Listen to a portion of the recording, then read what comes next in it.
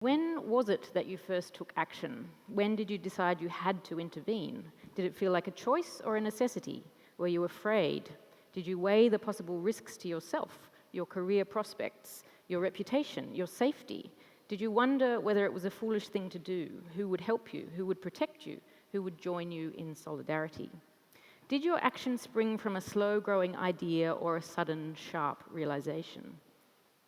Have you been radicalized? At what point did you say, I'm mad as hell and I'm not going to take it anymore? Have you not said that yet? Why not? Do you think of yourself as having agency? What does agency mean to you? What does conviction mean to you? Do you feel that you have a stance? Are you a rebel? Do you have a cause? What are the systems you work within? What are the barriers you work around? What are the differences between actions that you can enact on the inside, within the system, and actions from without? Is it a matter of subtlety or subterfuge? Are you a double agent? Are you playing both sides off against the middle? Who do you work for anyway? What is your Trojan horse? How do you smuggle your ideas inside, and then how do you let them out? What makes you angry? Do you see anger as a positive emotion? Are you afraid of your anger? What is there to be angry about? What is there to be afraid of? Why is it that you want to change the world? What makes you think you can? What makes you think you can't? What are you waiting for?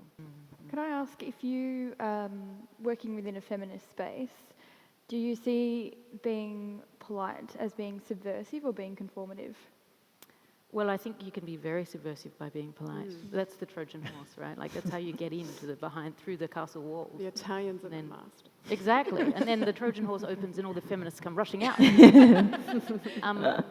And I think, we all know how to do that, because actually we've learned how to do that, because we've had to learn how to do that in one way or another. So definitely one uses politeness just as one uses channeled fury.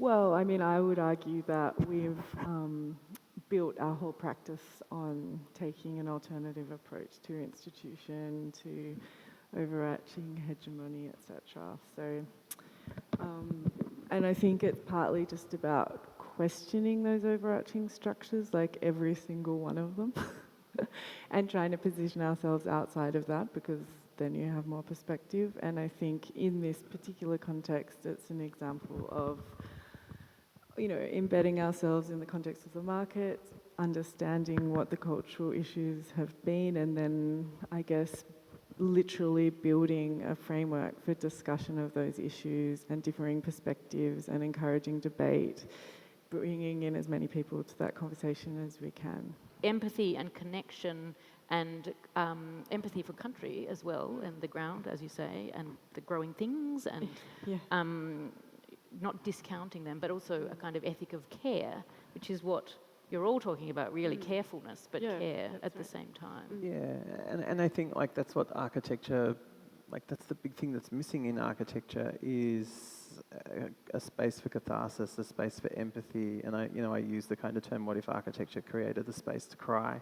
And that's not just a physical space, but it's also a space in practice, and it's also a tool that can be used as well. And we just, that's not in the Gantt chart, is it? I would say, for me, in response to that question, would be leaning into situations where I feel uncomfortable and surrounding myself with people who have alternative opinions to my own, in order to make sure that I am challenged constantly, and in that way don't get comfortable in whatever my thoughts are, to make sure that I can be flexible and actually have an informed opinion, or choose not to share an opinion.